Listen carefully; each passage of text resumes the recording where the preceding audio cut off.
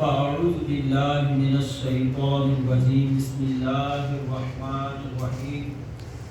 درود پاک پڑھ لیجیے. الصلاۃ والسلام علیک یا رسول اللہ وعلی آلک واصحابک یا حبیب اللہ. الصلاۃ والسلام علیک یا نبی اللہ وعلی آلک واصحابک یا نور اللہ. نویت سنت الاعتکاف بھی پڑھ لیجیے. عربی میں نہیں آتا، اپنی زبان میں اپنے دل میں نیت کرنے کی میں اعتکاف کی نیت کرتا ہوں. اس کا فائدہ آپ کو یہ ملے گا کہ آپ جب تک مسجد میں رہیں گے دیگر عبادات کے ساتھ ساتھ آپ کو نفلی اعتکاف کا ثواب بھی ملتا رہے گا. نبی پاک صلی اللہ تعالیٰ علیہ وآلہ وسلم کی مبارک ذات پر درود و سلام پڑھنے کے بے شمار فضائل ہیں. علماء اور مبلغین بیان کرتے رہتے ہیں. امیر اہل سنت بانی دعوت اسلامی حضرت علامہ مولانا ابو بلال محمد الیاس عطار قادری رضوی ضیائی دامت برکاتہ العالیہ، آپ نے درود پاک کے فضائل پر ایک بڑا ہی پیارا رسالہ لکھا ہے جس کا نام ہے ضیاء درود و سلام. اس رسالے کے اندر درود پاک کی بڑی پیاری فضیلت بیان کی ہے سیدنا صدیق اکبر رضی اللہ تعالیٰ عنہ کے حوالے سے.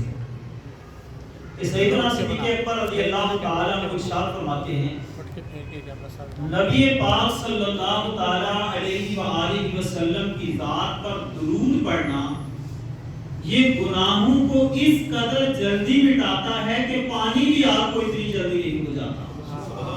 اور نبی پاک صلی اللہ علیہ وآلہ وسلم کی ذات پر سلام بھیجنا یہ غلام آزاد کرنے سے بہتر ہے.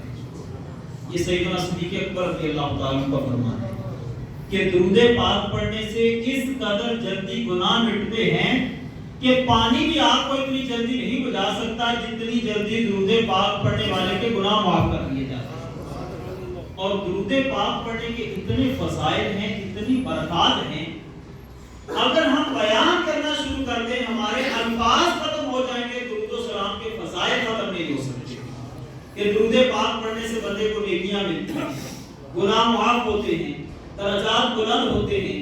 درود پاک پڑھنے والے کے لیے فرشتے بخشش کی دعائیں کرتے ہیں.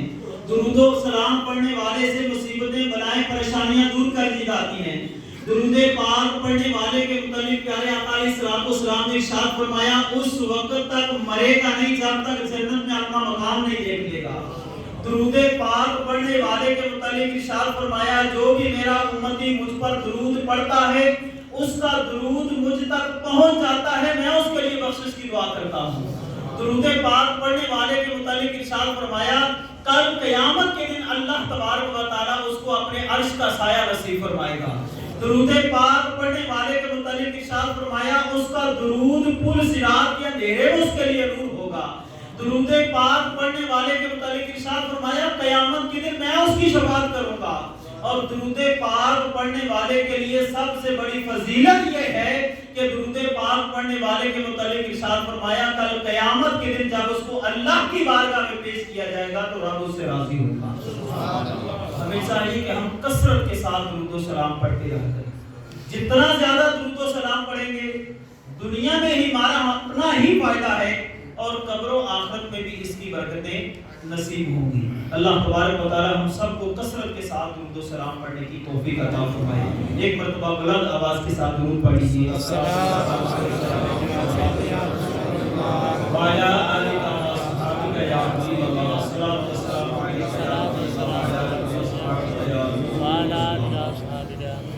اللہ تبارک و تعالی 28ویں پارے کے اندر ارشاد فرماتا ہے یا ایھا الذین آمنوا اتقوا اللہ، اے ایمان والو اللہ سے ڈرو. وَلْتَنْظُرْ نَفْسٌ مَا قَدَّمَتْ لِغَدٍ، اور ہر جان یہ دیکھے کہ کل کے لیے آگے کیا بھیجا. وَاتَّقُوا اللَّهَ، اور اللہ سے ڈرو. إِنَّ اللَّهَ خَبِيرٌ بِمَا تَعْمَلُونَ، کہ بے شک اللہ تمہارے کاموں سے خبردار ہے. اب غور فرمائیں کہ اللہ تبارک و تعالی اپنے مومن بندوں کو کس قدر پیارے انداز کے ساتھ فکر آخرت کے حوالے سے ارشاد فرما رہا ہے کہ ہر بندہ یہ غور کر لے وَلْتَنْظُرْ نَفْسٌ مَا قَدَّمَتْ لِغَدٍ، ہر جان یہ غور کر لے کہ کل کے لیے آگے کیا بھیج رہا ہے. اپنے نامہ اعمال پر بندہ غور کرے, اپنا محاسبہ کرے کہ کل قیامت کے دن کے لیے کون سے اعمال کر رہا ہے, کیونکہ قبر میں میت اترنی ہے ضرور, جیسی کرنی ویسی برنی ہے ضرور. جو جیسے اعمال کرے گا کل قیامت کے دن ویسی جزا دیا جائے گا. اچھے اعمال کرے گا اپنے ہی فائدے کے لیے کرے گا, اور اگر اللہ کی نافرمانی میں زندگی گزار دے گا, گناہوں میں زندگی گزار دے گا, تو یاد رکھیے اس کا نقصان بھی قبر و آخرت میں اسی کو ہی بھگتنا پڑے گا. اس لیے عقل مندی کا مظاہرہ یہ ہے, سمجھداری یہ ہے کہ اس دنیا میں رہتے ہوئے بندہ اپنے اعمال کا جائزہ لے, اپنا محاسبہ کر لے, اپنے اعمال پر غور کر لے کہ روزانہ کے میرے اعمال کیسے ہیں, جو زندگی گزر چکی اس کے اندر میں نے کیا کیا, اور جو میری زندگی گزر رہی ہے اور جو آنے والی زندگی ہے میں اس کو کیسے انداز کے ساتھ گزار رہا ہوں.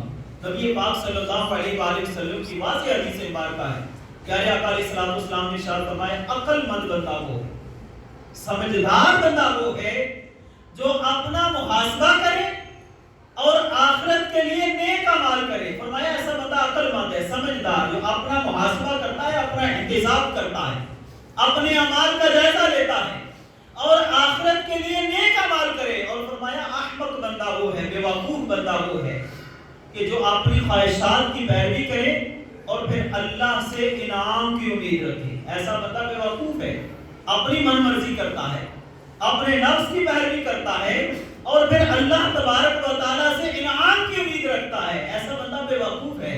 اس لیے بندے کو چاہیے کہ عقل مندی کا مظاہرہ کرے, ایک تھوڑی سی زندگی کے اندر اپنی آخرت کو خراب نہ کر لے. یہ زندگی جو ہمیں ملی ہے اپنی آخرت کو سنوارنے کے لیے ملی ہے. اور ہمارے بزرگان دین کا انداز کیا ہوتا تھا, ہر وقت اپنی آخرت کے متعلق غور و فکر کرتے رہتے تھے. سیدنا ابراہیم بن ادم رحمۃ اللہ تعالی مشہور بزرگ ہیں. ایک مرتبہ کسی نے عرض کیا کہ حضور آپ کبھی تو ہمارے پاس آ کر بیٹھ جایا کریں, کبھی تو ہمارے پاس بیٹھا کریں, آپ کی صحبت کی برکتیں ہم بھی حاصل کریں, آپ ہمارے پاس آتے ہی نہیں ہیں. تو سیدنا ابراہیم بن ادم رحمۃ اللہ تعالی فرمایا, دراصل میں کچھ معاملات کے اندر غور و فکر کرتا رہتا ہوں, ان میں مصروف رہتا ہوں, تمہارے پاس آنے کا ٹائم ہی نہیں ملتا. پوچھنے والے نے عرض کی, حضور وہ کون سے معاملات ہیں جن پر ہر وقت آپ مصروف رہتے ہیں, ٹائم ہی نہیں بنتا, اتنا عرصہ ہو گیا آپ انہی معاملات میں الجھے ہوئے ہیں.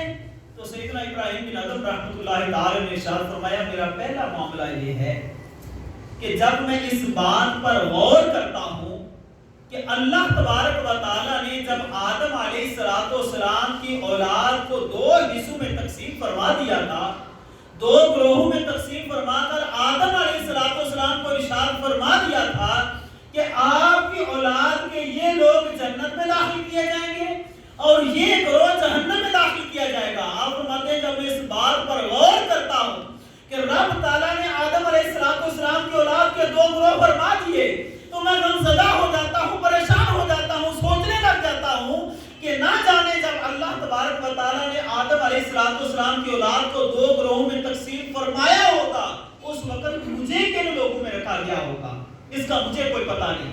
یہ سوچ سوچ کر میں پریشان ہوتا ہوں. اس کے بعد ارشاد فرمایا, میرا دوسرا معاملہ یہ ہے, جب میں اس بات پر غور کرتا ہوں کہ جب نطفہ ماں کے رحم میں ٹھہرتا ہے اور فرشتہ اس کے اندر روح پھونکتا ہے, روح پھونکنے کے بعد اللہ تبارک و تعالیٰ کی بارگاہ میں عرض کرتا ہے, مالک و مولا میں اس بندے کو نیک بخت لکھوں یا بد بخت لکھوں. جو رب تعالیٰ کی طرف سے حکم آتا ہے فرشتہ اس بندے کو وہی لکھ دیتا ہے. آپ فرماتے ہیں جب میں اس بات پر غور کرتا ہوں کہ جب فرشتے نے میرے اندر روح ڈالی ہوگی, اللہ تبارک و تعالیٰ کی بارگاہ میں عرض کیا ہوگا, مالک و مولا اس کو نیک بخت لکھا جائے یا بد بخت لکھا جائے. آپ فرماتے ہیں میں سوچ کر پریشان ہو جاتا ہوں, غمزدہ ہو جاتا ہوں, نہ جانے اس وقت رب تعالیٰ نے میرے بارے میں کیا ارشاد فرمایا ہو, مجھے اس کا کوئی پتہ نہیں ہے, میں سوچ سوچ کر پریشان ہوتا رہتا ہوں. اس کے بعد ارشاد فرمایا, میرا تیسرا معاملہ یہ ہے کہ جب میں اس بات پر غور کرتا ہوں کہ جب موت کا فرشتہ روح قبض کرنے کے لیے آتا ہے, روح قبض کرنے سے پہلے اللہ تبارک و تعالیٰ کی بارگاہ میں عرض کرتا ہے, اے مالک و مولا میں اس بندے کی روح حالت اسلام پر قبض کروں یا کفر کی حالت میں قبض کروں. تو جو رب تعالیٰ کی طرف سے حکم آتا ہے فرشتہ اسی حالت آپ فرماتے ہیں نہ جانے جب میرا آخری وقت آئے گا، موت کا فرشتہ میری روح قبض کرنے کے لیے آئے گا، رب تعالیٰ کی بارگاہ سے اجازت مانگے گا مالک و مولا کس حالت میں روح قبض کی جائے۔ آپ فرماتے ہیں نہ جانے رب تعالیٰ اس وقت میرے بارے میں کیا ارشاد فرما دے، اس کا مجھے کچھ پتا نہیں۔ اس کے بعد ارشاد فرمایا میرا چوتھا معاملہ یہ ہے، جب قرآن پاک کی اس آیت پر میں غور کرتا ہوں جو سورہ یاسین شریف کے اندر ہے، وَامْتَازُوا الْيَوْمَ أَيُّهَا الْمُجْرِمُونَ، جب قیامت کے دن رب تعالیٰ کی طرف سے اعلان کیا جائے گا کہ اے مجرموں آج کے دن علیحدہ ہو جاؤ، آج کے دن الگ پھٹ جاؤ۔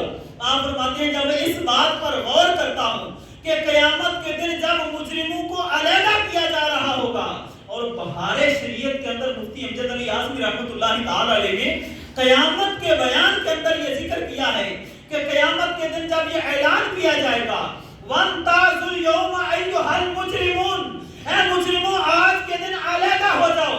آدم علیہ السلام کو حکم ہوگا مجرموں کو علیحدہ کر دیا جائے۔